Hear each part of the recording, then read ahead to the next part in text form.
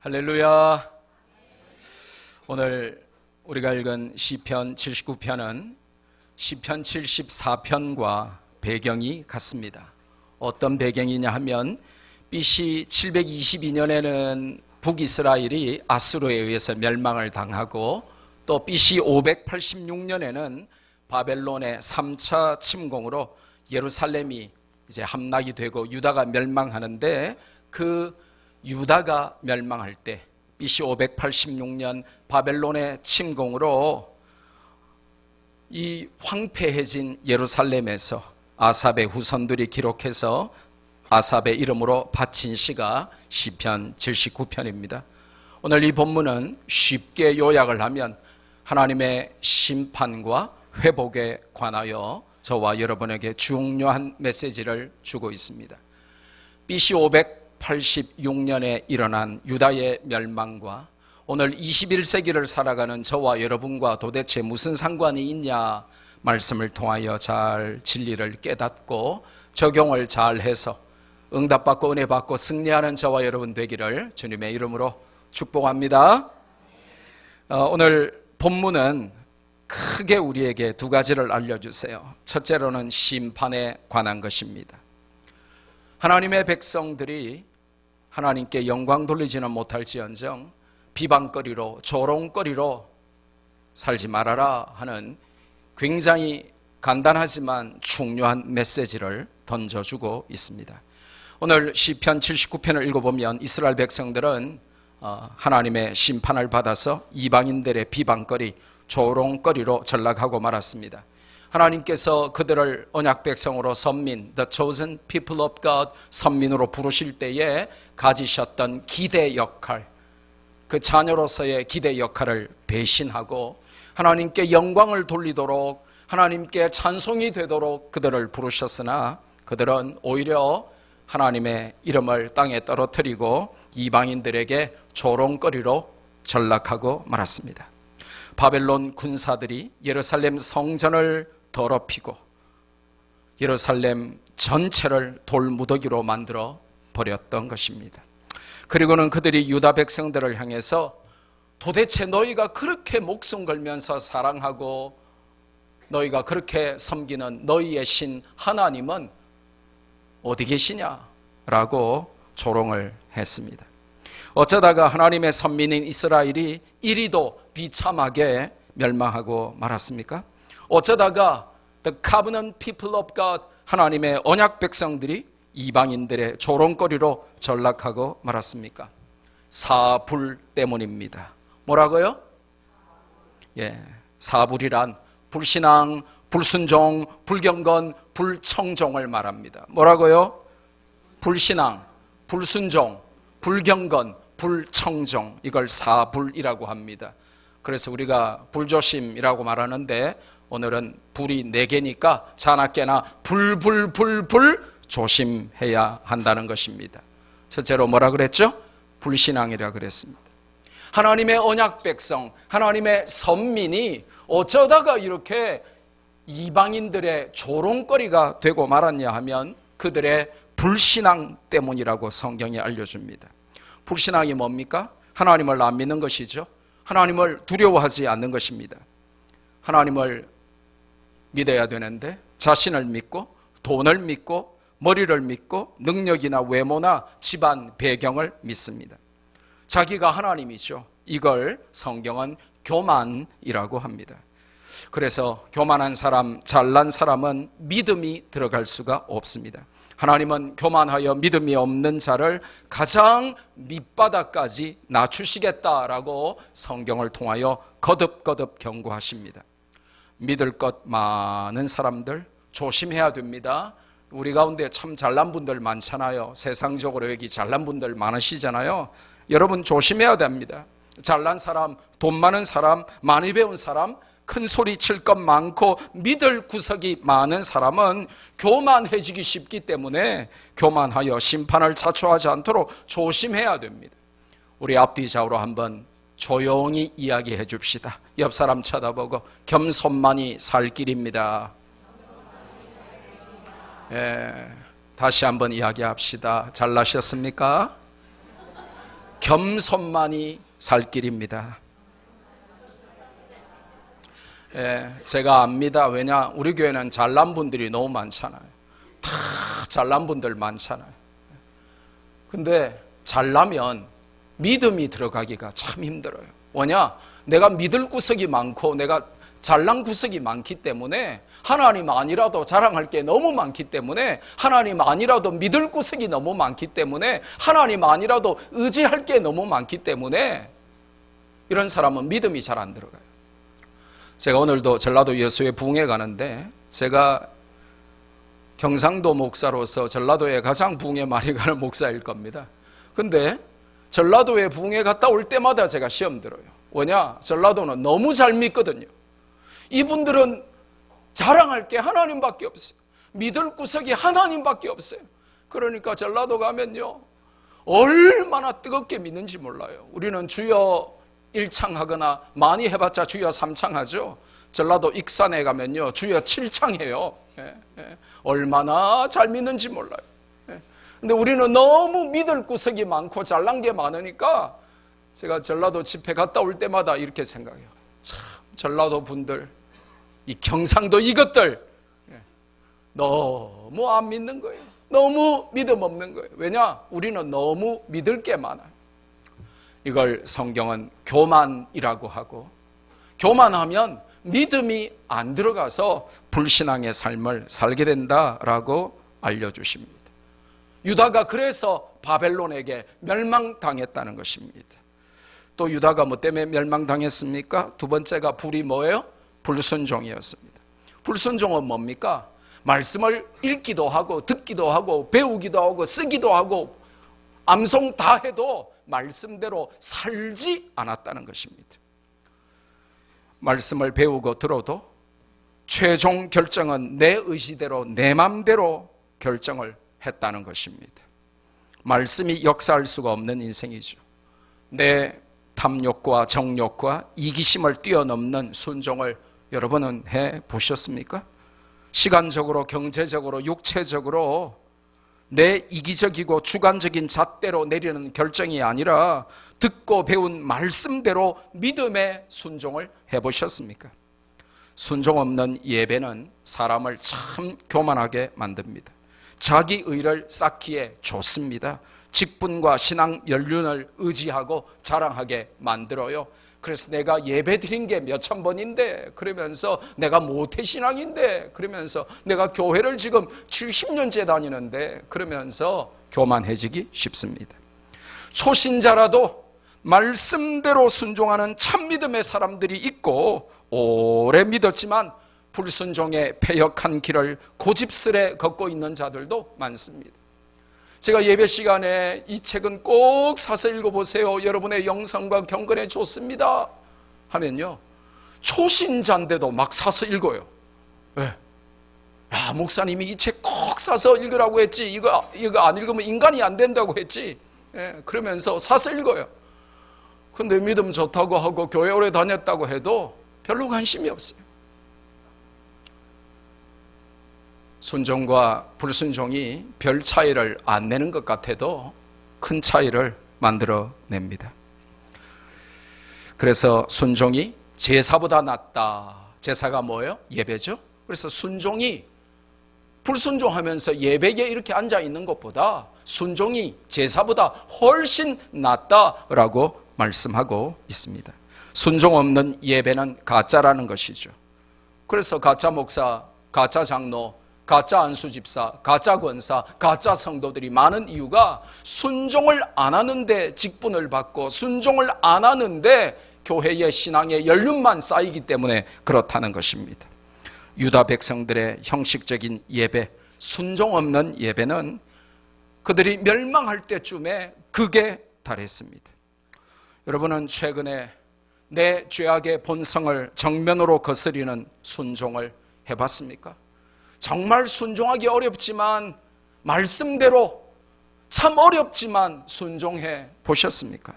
힘들지만 내 감정과 내 기분과 내 모든 상황을 내려놓고 변명하지 않고 핑계대지 않고 말씀대로 순종해 보셨습니까? 유다는 돈이나 지식이 모자라서가 아니라 순종하지 않아서 멸망당했다. 이게 오늘 시편 79편의 메시지입니다. 그들에게 성경 지식은 차고 넘쳤으나 순종이 없었습니다. 그들에게 제사장들이 많았고 서기관들이 많았으나 순종이 없어서 멸망당했다는 것입니다. 세 번째로 왜 그들이 멸망당했습니까? 불경건이라 그랬죠. 유다 백성들은 망하기 직전에 뭐가 극에 달했냐 하면 우상 숭배가 극에 달했습니다. 하나님 아닌 다른 것들을 하나님으로 섬겼다는 것입니다. 뭐 요즘으로 하면 교회는 다닌다는데 방탄소년단이 하나님이고, 교회는 다닌다고 하는데 다른 게 하나님인 사람들이 너무 많은 거예요. 걸핏하면 주일 빼먹고 걸핏하면 주일 빼먹고 그러면서 이 핑계 저 핑계 대면서 하나님보다 세상이 더 좋은 사람이 많아요. 우리 교회는 그런 분 없지만 골프가 우상인 사람이 너무 많아요. 예. 부산은 수준이 많이 낮으니까 골프 치는 사람이 교회에 한 명 있을까 말까인데, 서울의 부흥에 가보면 골프 친다고 교회 안 나와서 목사들이 참 괴롭다는 것입니다. 골프가 하나님이다. 그런데 유다가 멸망당하기 전에 바로 그랬다는 것입니다.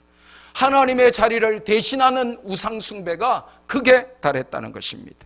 또 죄악을 먹고 마셨다는 것입니다. 그들은 하나님의 백성이라면서도 불신자들과 똑같이 생각하고 행동하고 세상의 대세를 따라 살았습니다. 말씀 따라 살아야 되는데 세상의 대세라고 여기는 것을 따라 살았습니다. 그 대세를 위하여 신앙도 접고 믿음도 접고 그냥 세상의 불신자들이 말하는 그 대세를 따라 살아가고 있었습니다. 세상을 변화시킬 사명을 망각하고 세상에 동화되고 영향을 받아서 세상의 방식으로 하나님의 백성들이 살아가고 있었던 것입니다. 지난주에 한국교회를 충격의 소용돌이로 빠뜨린 한 사건이 일어났습니다. 분당에 가면 초대형 교회가 있습니다. 우리 교회라고요. 이찬수 목사가 목회하는 교회입니다. 거기에 부목사가 지난 6월 5일 수요예배 설교를 지적질인가 거룩한 분노인가 라고 하는 제목으로 설교하면서 동성애를 반대하는 기독교인들과 목회자들은 다 꼰대다 라고 외쳤습니다. 여러분, 거룩한 설교 시간에 꼰대라고 하는 단어를 썼습니다. 이 단어는 종북 좌파들이 애국 보수 우파들을 틀딱이라고 하는 단어와 함께 경멸하고 무시하기 위해서 나이든 세대, 그리고 틀니를 딱딱거리는 세대, 아무 세상에서 존경받지 못하고 무시당하는 꼰대, 그렇게 만들어낸 우리가 입에 담지 말아야 할 사악한 단어입니다. 그런데 이 부목사가 설교하면서 동성애를 반대하는 기독교인들은, 그리고 목회자들은 다 꼰대다 꼰대, 그리고 이성애 하면서 죄 짓는 것은 비난 안 하고 왜 동성애만 비난하냐, 너희들이 그렇게 깨끗하냐, 이렇게 도전을 합니다. 그리고 기독교인들이 동성애 축제한다고 바닥에 드러눕고 악다구니 쓰고 반대하면 세상 사람들에게서 욕 듣는다. 그래서 합리적인 사람들은 동성애 축제를 절대로 반대하지 않는다. 당신들이 그거 반대하면 합리적인 사람이 아니다. 근데 더 중요한 게 뭐냐면 동성애는 이미 대세다. 그러니까 대세를 따라야 된다라고 설교를 한 것입니다. 온 한국교회가 뒤집어져 버렸어요. 이 한 주간에. 성질 급한 사람들은 미친놈 아이가 이러면서 지금 목사 면직시켜라 이렇게 나오기도 하고, 그러자 한국교회에 큰 영향력을 미치는 이찬수 목사가 우리 부목사가 철이 없어서 그랬으니까 좀 양해해달라, 말도 안 되는 변명을 쏟아냈습니다. 그러면서 동성애가 죄라고 하는 것은 거룩한 분노가 아니고 지적질에 불과하니까, 동성애는 이미 대세니까, 대세는 그쪽에 넘어갔으니까 성도들은 반대하면서 추하게 욕 들어먹지 말고 꼰대짓 하지 말라라고 설교를 해버렸습니다. 지적질 그만하고 너나 거룩하게 살고 남이야 동성애를 하든지 말든지 조용해라, 그런 내용이었습니다. 여러분, 이것은 일견 맞는 말 같은데 엄청난 오류가 내포되었다는 사실을 여러분 이해하실 수 있겠습니까? 그럼 우리가 완전하지 않고 우리의 삶이 불완전하기 때문에 동성애를 못 본 척 넘어가야 됩니까? 여러분 혹시 미국 가보셨습니까? 저는 10년간 미국을 살았기 때문에 너무나 미국을 잘 압니다. 여러분 캐나다 가보셨습니까? 유럽, 영국, 프랑스, 유럽 가보셨습니까? 지금 미국과 캐나다와 유럽이 어떻게 됐습니까? 동성애에 침묵하다가 유럽과 미국과 캐나다가 어찌 됐습니까? 차별금지법이 제정이 되어서 동성애가 죄라고도 말 못하고 동성애를 반대하지도 못하고 동성애를 법적으로 인정하고 목사가 줄에까지 서줘야 되고 줄에 서지 않으면 몇십억, 몇백억 벌금을 물고 감옥에 갇히고 동성애 주례를 거부한다고 해서 계속 천문학적인 소송을 당하고 교회가 속수무책으로 당하고 있습니다. 네가 완전하지 않기 때문에 남들이 뭘 하든 동성애를 하든 말든 이미 대세가 넘어갔는데 왜 꼰대짓을 하냐 하고 목사가 설교하면 안 되는 것입니다. 지금 기도하며 교회가 일어나서 외치지 않으면 대성통곡하는 날이 오게 됩니다. 지금은 동성애라고 하는 쓰나미와 공산주의라고 하는 폭풍우가 마귀가 가장 즐겨 사용하는 우상이 되어서 한국교회를 위협하고 있습니다. 여기에 성도들도 동조하고 미혹당하고 있습니다. 목사조차도 그런데 성도들은 말해서 못하겠습니까? 그래서 제가 늘 말씀드리죠. 성경을 읽고 듣고 묵상하면서 discernment, 분별력을 가지고 이 성경적 분별력을 가지고 세상의 문화와 정치와 경제를 우리가 거룩한 판단력으로 보지 않으면 마귀에게 다 넘어가게 되어 있습니다. 분별력 없으면 우리도 당하고 맙니다.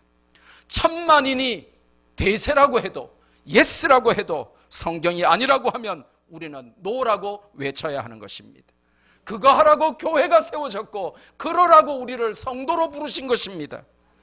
세상이 온통 예스라고 한다고 해서 성도인 우리가 말씀의 진리를 포기하면 절대로 안 되는 것입니다. 이걸 불경건이라고 ungodliness라고 하는 것입니다. 유다는 군사력이 약해서 바벨론에게 멸망당한 것이 아니라 진리를 포기하고 세상의 대세를 따라가는 불경건 때문에 멸망했다. 이것이 시편 79편의 메시지입니다. 또 왜 멸망했습니까? 불청종 때문입니다. 선지자들을 통한 하나님의 경고를 무시해버렸죠. 가장 치명적인 문제였습니다. 성도 여러분, 오해하지 마세요. 하나님은 무서운 분 아닙니다. 하나님은 갑자기 멸망시키시고 심판하시는 분이 절대로 아닙니다. 성경은 그렇게 말하고 있지 않습니다. 심판은 하나님 탓이 아니라 귀를 막고 듣지 않은 자들의 탓이었습니다. 하나님은 심판하시기 전에 거듭거듭 회개하게 하시고 경고하시는 하나님이십니다. 그들은 예레미야가 눈물을 흘리며 경고했으나 오히려 선지자를 가두고 때리고 청종하지 않았습니다. 예레미야를 가짜라고 핍박했습니다. 야, 너 가짜지? 네가 진짜 선지자라면 우리 보고 평안하다, 평안하다, 잘하고 있다, 하나님의 축복이 너에게 임할 것이다 이렇게 말해야 되는데 왜 너희들 회개하라, 심판받는다, 멸망당할 것이다 라고 이런 듣기에 안 좋은 소리를 하냐라고 예레미야를 때렸습니다. 오늘 이 시대가 그렇습니다.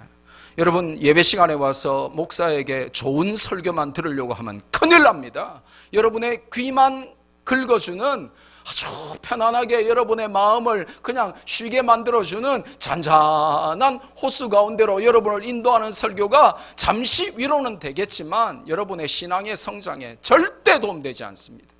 여러분 칭찬만 듣고 아이를 가르치게 하면, 양육을 하면요, 죄송합니다, 고래는 춤추게 할 수 있는데 사람은 못 키웁니다. 고래는 칭찬을 좋아하는데 사람은 그렇게 키우면 안 된다고 성경이 말씀하십니다. 여러분 우리가 하나님 앞에 말씀대로 살 때가 많습니까? 못 살 때가 많습니까?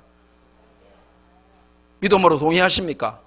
그러면 여러분이 매일 그래 괜찮다 또 재지라 그래 뭐자겠노 대세인데 그러면서 그래 여러분 잘하고 있습니다. 하나님이 마음대로 복 주실 겁니다. 이런 설교를 드려야 되겠습니까? 회개하라 이런 설교를 드려야 되겠습니까? 그 뭐 생각 하나만 하죠. 예. 그런데 놀랍게도 성도들은 죄를 먹고 마시고 살아가면서도 좋은 말만 듣고 싶어 한다는 것입니다. 예레미야 시대 유다가 멸망당하기 직전하고 전혀 다를 바가 없는 시대를 살아가는 것입니다. 교회 와서 위로만 받고 싶고 좋은 말만 듣고 싶고 그래 네가 어떤 죄를 지어도 그래 하나님 용서해 줄 거야. 그냥 편안하게 잘 가라. 그래 마음에 모든 무거운 짐은 내려놔라. 목사가 다 져줄게. 그러면서 진짜라면 네가 진짜 선지자라면 평강을 외쳐야지 왜 심판을 선포하냐고 예레미야를 죽이려고 했습니다. 요즘 평화를 외치는 가짜들이 너무 많습니다. 참 좋은 말이죠. 그죠? 평화, peace. 좋은 말이죠. 예, 그래서 평화를 위해서 우리가 북한 핵을 돈 주고 사자. 아무리 돈이 많이 들어도 비굴한 평화가 전쟁보다 낫다면서 그 핵 만드느라고 얼마나 고생했겠냐, 얼마나 눈치 보였겠냐, 얼마나 돈 많이 들었겠냐. 그러니까 비굴한 평화가 전쟁보다 나으니까 돈 주고 그냥 북한 핵 우리가 사자. 이렇게 북한 퍼주기에 앞장서는 자들이 너무 많습니다. 입으로는 평화를 외치는데 그거는 가짜 평화입니다. 진짜는 하나님의 음성을 듣고 하나님의 경고를 전하는 자가 진짜입니다. 속지 마시기를 바랍니다. 유다가 멸망당하기 직전에 예레미야를 가짜로 몰아 죽이려고 했던 사실을 우리는 기억해야 합니다. 하나님은 또 에스겔을 보내사 또 경고하셨습니다. 근데 성경이 뭐라고 기록합니까? 이 백성은 얼굴이 뻔뻔하고 마음이 강팍하여, 영어 성경은 obstinate and stubborn, 그들의 얼굴과 마음이 obstinate and stubborn, 얼굴이 뻔뻔하고 마음이 강팍하여서 역시 듣지 않았다라고 말씀하고 있습니다. 그래서 하나님은 또 하박국 선지자를 보내십니다. 경고하셨습니다. 그런데 역시 또 듣지 않았습니다. 그래서 하나님은 스바냐 선지자를 또 보내셨는데 여전히 또 듣지 않았습니다. 스바냐 1장 6절에 하나님이 스바냐 선지자를 통하여 뭐라고 그들에게 경고하십니까? 같이 읽습니다. 시작. 여호와를 배반하고 따르지 아니한 자들과 여호와를 찾지도 아니하며 구하지도 아니한 자들을 멸절하리라. 적어도 이 정도 무서운 말씀, 하나님을 배반하고 안 따른 자들, 그리고 하나님을 찾지도 않고 구하지도 아니한 자들을 내가 다 멸절하리라. 그러면 무서워해야죠. 두려워해야죠. 돌아와야죠. 회개해야죠. 눈물을 쏟아야죠. 근데 여전히 하나님을 배반하고 우상을 섬기고 선지자의 말을 무시해버립니다.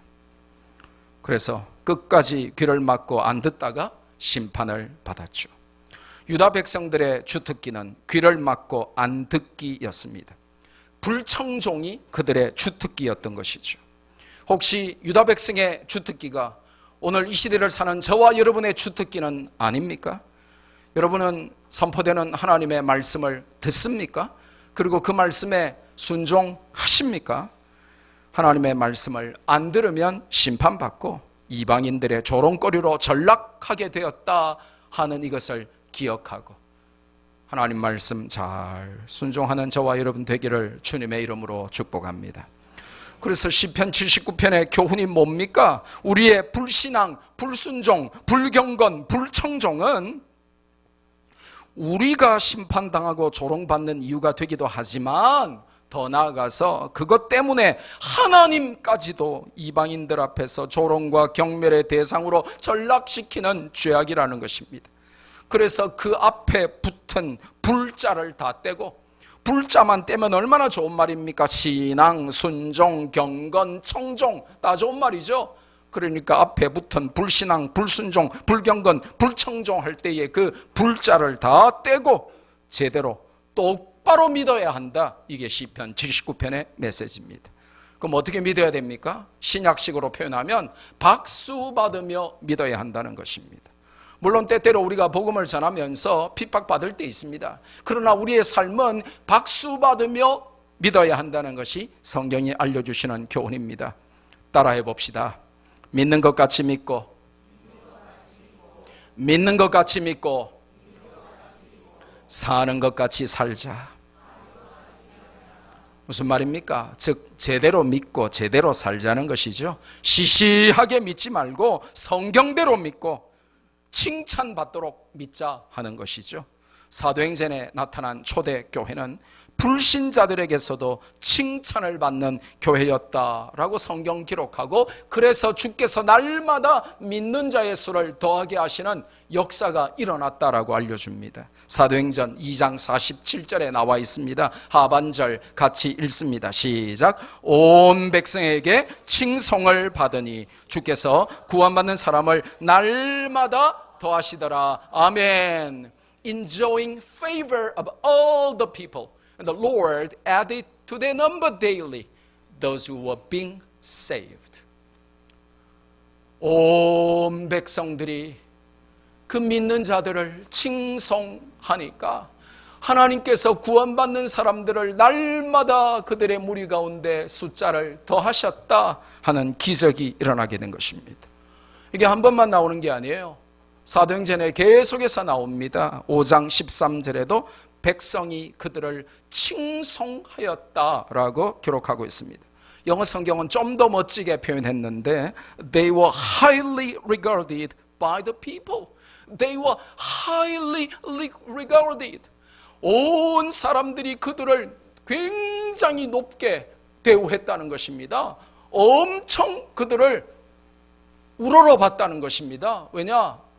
너무 불신자들이 봐도 너무 하나 되고 사랑하고 거룩하고 경건하고, 믿음 없는 사람들이 볼 때도 너무 아름다운 믿음의 자세를 가지고 살았다는 것이죠. 성도 여러분, 교회가 교회의 사명을 잘 감당하다가 받는 조롱과 핍박은 면류관입니다. 믿음으로 동의하십니까? 그건 자랑거리입니다. 맞습니까? 그러나 교회가 본질적인 사명을 감당하지 않아서 받는 조롱과 질책은 부끄러운 것입니다. 하나님의 거듭된 경고를 무시하고 세상과 짝하며 죄와 벗하며 살다가 받는 심판은 자랑거리가 아니라 조롱거리라고 오늘 시편 79편이 가르쳐 주는 것입니다. 따라합시다. 자랑거리인가 조롱거리인가? 우리의 믿음과 삶은 하나님과 사람들 앞에서 자랑거리인가 아니면 조롱거리인가, 그걸 돌아보라. 이게 시편 79편의 첫 번째 메시지입니다. 마지막으로, 그리고 두 번째로, 오늘 성경은 우리에게 시편 79편을 관통하는 또 하나의 핵심 주제를 알려주시는데, 이게 바로 recovery, 회복입니다. 하나님이 회복시켜 주시는데 그냥 불쌍해서 회복시켜 주시는 게 아니고, 그냥 우리가 징계받은 이제 기간이 끝나서 회복시켜 주시는 게 아니고, 하나님의 recovery, 회복에는 이유가 있고 목적이 있다. 그거를 시편 79편이 알려주세요. 하나님은 긍휼과 자비가 풍성하셔서 심판과 징계 중에라도 택한 백성들을 위한 계획을 갖고 계십니다. 하나님의 본심은 택한 백성을 심판의 자리에서 머물게 하시는 것이 아니다라고 하는 것입니다. 저는 어릴 때 이렇게 아버지에게 회초리 맞아본 기억이 있습니다. 우리 세대들은 다 어릴 때 아버지에게 회초리 맞고 자라잖아요. 근데 여러분, 회초리 맞으면서 우리 아버지가 나를 회초리 한 1000대쯤 때리지는 않을까? 이렇게 생각하는 자녀가 있겠습니까? 없습니다. 우리 아버지가 회초리 때리다가 열받아서 나중에는 야구방망이로 나를 때리지는 않을까? 아니면 우리 아버지가 회초리 때리다가 나중에 나를 죽이지는 않을까? 이렇게 생각하는 자녀는 없습니다. 정상적인 부모와 자식 관계라면 자녀의 징계를 위하여 회초리 5대, 10대 때리지만 자식의 다리 몽둥이를 부사 놓기 위해서 때리는 부모는 아무도 없습니다. 내 자녀가 정신 차리도록, 내 자녀가 철들도록, 뭘 잘못했는지 알도록, 다시는 그렇게 하지 않도록 목적을 가지고 징계를 하시죠. 예레미야가 3장 33절, 굉장히 유명한 성경인데, 여러분 이 성경을 모르면 안 돼요. 외워야 됩니다. 암송해야 됩니다. 같이 읽습니다. 예레미야가 3장 33절 시작. 주께서 인생으로 고생하게 하시며 근심하게 하시면 본심이 아니시로다. 할렐루야. 하나님이 여러분을 죽여버리려고 징계하시는 게 아니라는 것입니다. 하나님이 여러분을 영원히 멸망 가운데 놔두시려고 징계하시는 게 아니라는 것입니다. 이 말씀을 모르면 시험 들죠. 이 말씀을 모르면 믿음의 대열에서 낙오하죠. 이 말씀을 모르면 하나님을 원망하죠. 그런데 이 말씀을 알아야 내가 지금 한숨 쉬고 눈물 흘리고, 내가 지금 고통 가운데 불면의 밤을 지새우고, 환난과 핍박의 쓰나미가 내 인생에 폭풍우처럼 몰려오고, 내가 정말 삶의 소망이 다 끊어져도 이게 끝이 아니고 이게 하나님의 본심이 아니구나, 하나님의 본심은 다른 거구나, 그걸 알아야 우리가 환난과 고난 가운데서도 살아남을 수 있는 것입니다. 그러면 하나님의 본심은 뭡니까? 하나님의 진짜 생각은 뭡니까? 예레미야 29장 11절이죠.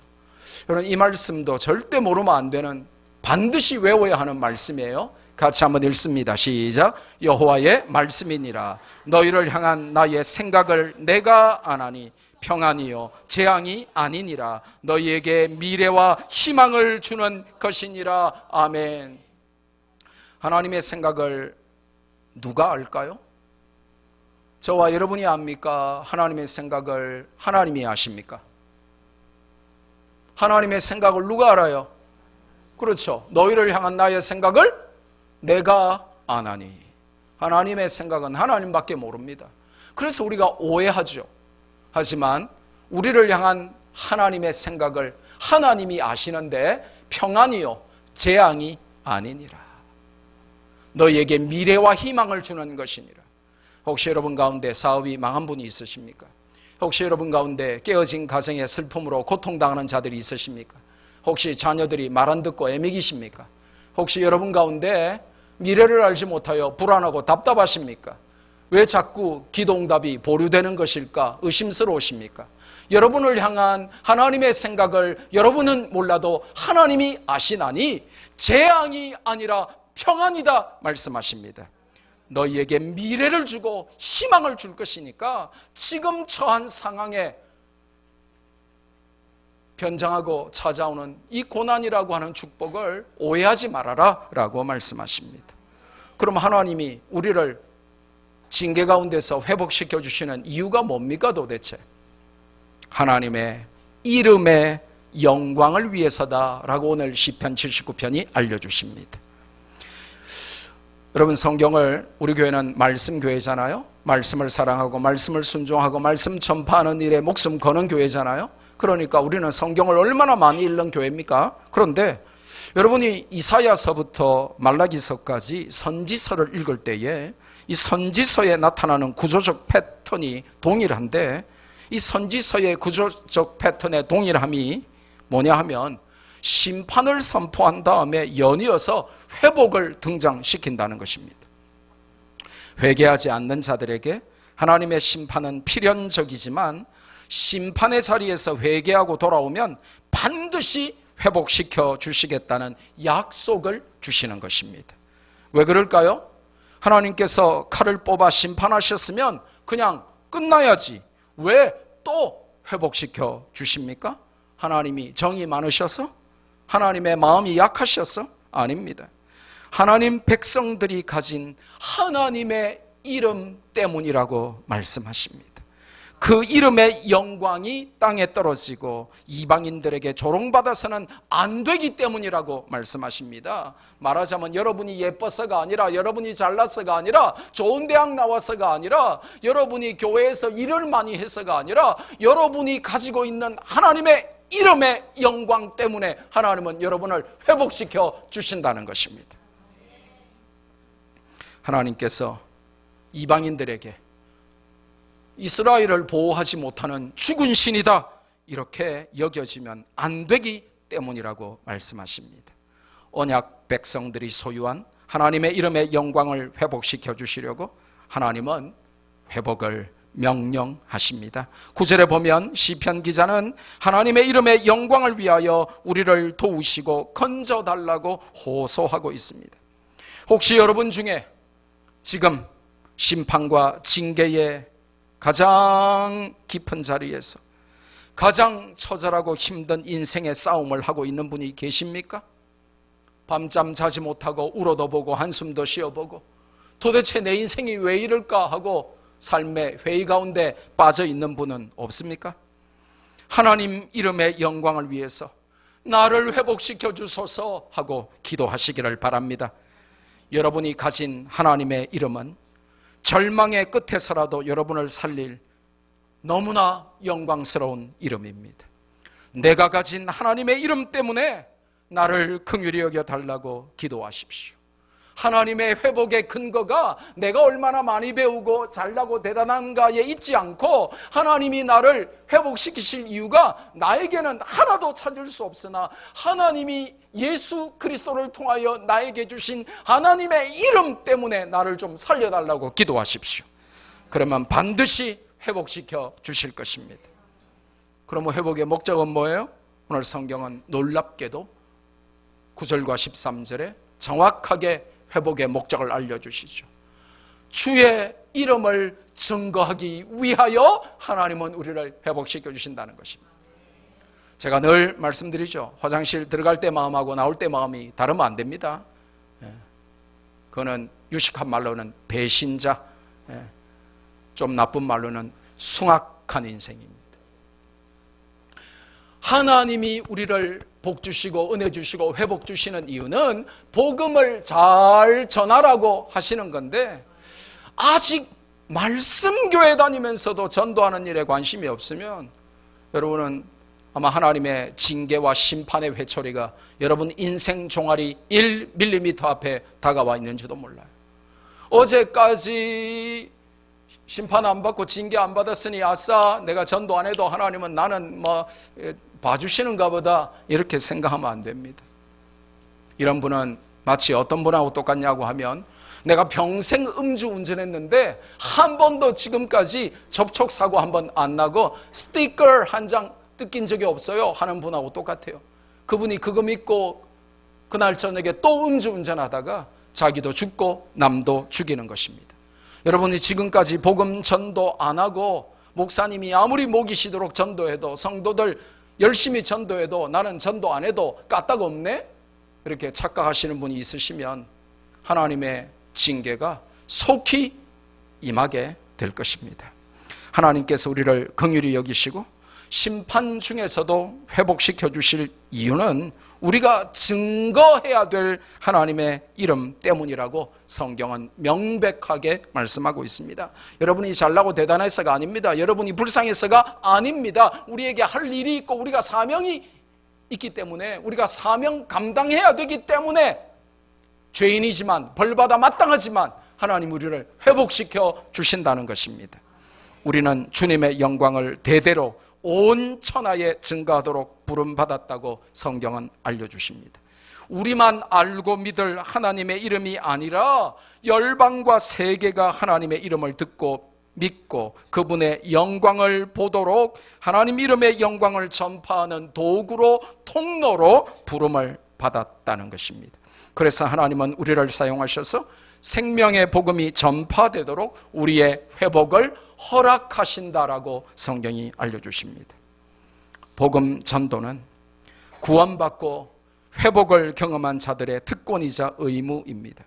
어떻게 하든지 복음이 전파되는 일에 우리의 시간과 물질과 달란트를 드려야 합니다. 할렐루야! 어제 어린이 전도를 위해서 공룡 에어 수트를 입고 나갔습니다. 이병희 목사가 작은 공룡, 박진석 강도사가 큰 공룡 옷을 입었습니다. 저기 큰 공룡 보이죠? 예, 저 애들은 이름 알죠? 저거 뭐예요? 티라노사우루스. 예, 예. 저 큰 공룡, 우리 박강도사 키에 딱 맞아가지고 박강도사가 입었습니다. 그러니까 저게 뭐 또 위에 또 엑스트라로 있으니까 뭐 거의 한 3m 가까이 됩니까? 근데다가 저 꼬리 보세요. 그러니까 저 초대형 공룡 에어수트를 입고 전도 나가니까요. 얼마나 기가 막히겠습니까? 또 이병희 목사는 작은 공룡인데 공룡 한 마리를 탄 겁니다. 위에 옆에 발도 다 나오고, 물론 서 있지만, 그리고 또 공룡 위에 또 이게 매는 고삐도 있어가지고 공룡 타고 다니면서 지금 전도하는 겁니다. 자, 젊은 아이들의 반응은 어땠을까요? 시큰둥했을까요? 폭발적이었을까요? 오는 아이들마다 난리가 난 겁니다. 그래서 풍선 아트와 또띠아 만들기까지 멋지게 아이들을 교회로 이끌었습니다. 어제 또 10몇 명이나 되는 아이들이 와서 교회로 왔습니다. 자, 퀴즈 나갑니다. 큰 공룡, 작은 공룡 아저씨들은 창피했을까요?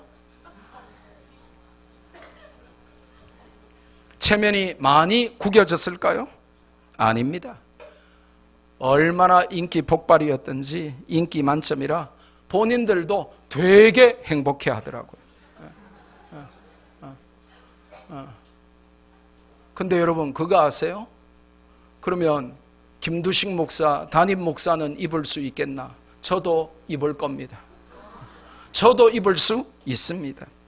복음만 전파된다면 창피함도 체면도 아무 문제가 아닌 것입니다. 사도 바울이 그렇게 외쳤습니다. 복음이 전파된다면 나는 낮아져도, 나는 구겨져도, 나는 없어져도, 내 이름이 생명책에서 빠져도 복음이 증거된다면 나는 좋다. 할렐루야. 조만간 여러분은 담임 목사가 공룡 에어수트를 입고 열심히 전도하는 모습도 보게 될 겁니다. 우리는 예수님 이름을 선포하고 전파하는 일에 거룩한 사명자로 부름받았습니다. 그래서 비록 현실은 오늘도 여전히 힘들고 눈물과 한숨이 가득한 인생일지라도, 여전히 먹고 사는데 힘들고 아둥바둥 겨우 먹고 살아도, 내 하는 일이 때때로 잘 안 되고 보류되고 늘 짜증과 신경질과 열받는 일이 많을지라도, 그럼에도 불구하고 징계받아 마땅한 우리를 전도자로 살 수 있도록 회복의 은혜를 베푸시는 하나님을 믿고 찬송하며 감사하며 살아갈 수 있는 것입니다. 그런 우리 성도들 다 되시기를 주 예수 그리스도의 이름으로 축복합니다. 받은 말씀 붙들고 우리 한번